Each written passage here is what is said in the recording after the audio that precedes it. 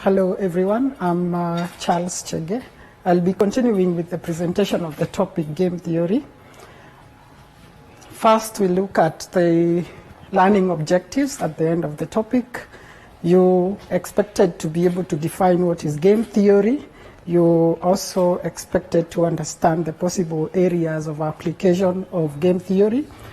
You're supposed to learn how to solve games with a saddle point, and finally, you're supposed to know how to solve games without a saddle point. First, we look at the definition for game theory. Game theory is a mathematical technique of analyzing and solving competitive situations which arise out of conflicts of interest. Some key concepts, before we go to concepts, we look at the assumptions that make a game competitive. One, the number of competitors in a game should be finite, say n. So if you're playing a game with two people, then n will be 2. A finite set of possible courses of action should be available to each of n players. You must have the possible courses of action you're to take when you're playing the game. 3, a play of the game will result when each of the players selects a course of action from the set of courses available to them. So you have to select a course, and the opponent selects a course for you to have been considered to have played a game.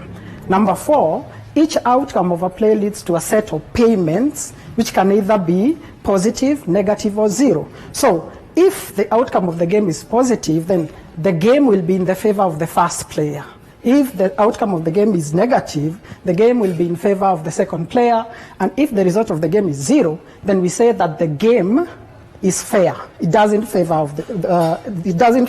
any of the two players. Key concepts. I'll first go to key concepts in game theory. Number 1, players. These are the competitors or the people who are making decisions in a game. Strategies.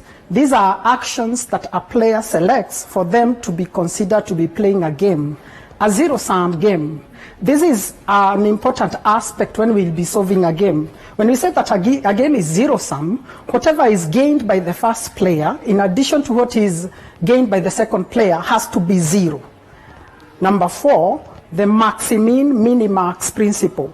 This will be the major point at which a person says that they have solved a game.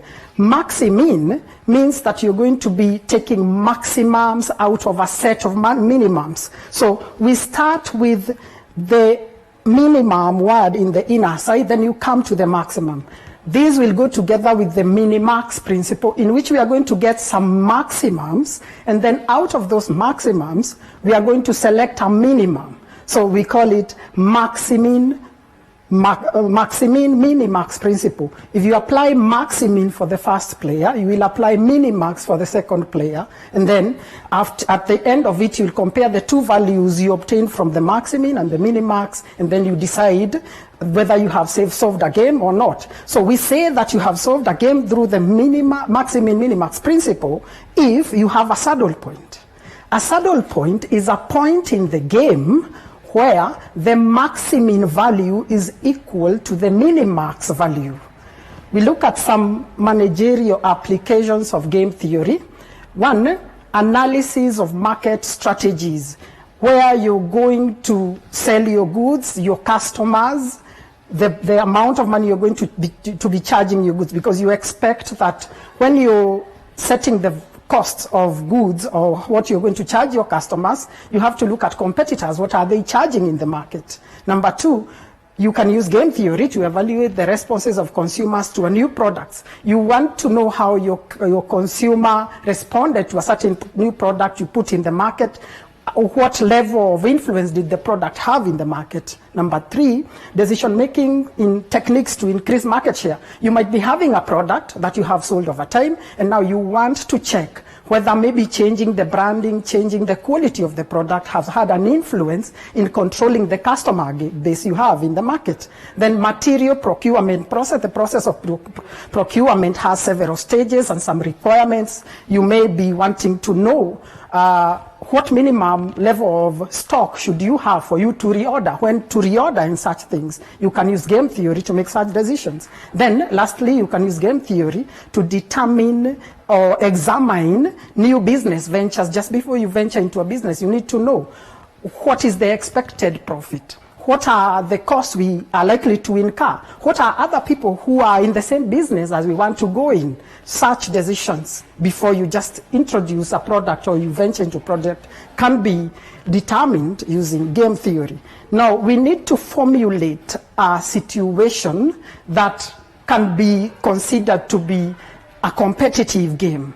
We've talked about players. So we will have two players. In this game, we have player A with strategies. So strategies for player A are 1, 2, 3, and 4. We have the opponent, player B. Player B will have strategies Roman 1, Roman 2, Roman 3, and Roman 4. This is a 2 by 2. Why? We have two players in the game. It's a zero-sum game because we are assuming that if player A gains 1, player B loses 1. That is 1 plus minus 1, which is 0. And that is the basic assumptions for us to be able to solve this game. Now, we have said that if you are solving this game, you need to get a saddle point. So how do you get a saddle point? This gets us back to the maximin, minimax principle. We will apply the maximin, minimax principle in the whole of this game by applying the first part, that is maximin, to player A and minimax to player B. So if we consider the strategies selected by player A, if player A selects strategy A, then they can gain 1, lose 6, gain 8, or gain 4. If they select strategy 3, they can gain 5, lose 1, and they can remain in the same financial position as they were before. So let's first get the maximin value for player A. We'll do that by getting the row minimums. Going back to our matrix, row minimums, these are our rows. So for each of the 4 rows, we get the minimum of each row. In this row it's 6, this one is negative 6, negative 8, negative 5, and negative 4. Then we get the maximum out of those minimums. So find row maximum, these are the values. Then find the maximum out of this set of minimums, which is negative 4. Negative 6, negative 8, negative 5, negative 4. The maximum out of this set is negative 4. Then, for player B, their strategies are based on the columns. So we will apply the minimax principle for player B. Get the maximums, then out of those maximums,